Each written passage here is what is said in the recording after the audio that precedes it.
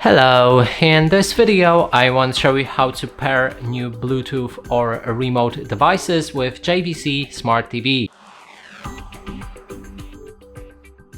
To do this, first you will need to click on the gear icon in the top right corner of the screen, then scroll down and at the bottom you can find Remotes and Accessories.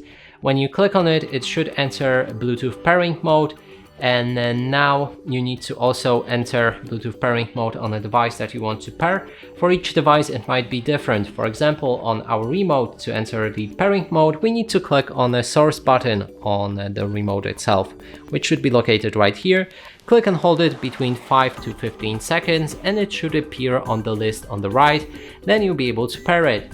And that's it for this video. Hope you like it. Please consider subscribing to our channel, leave a like and a comment below.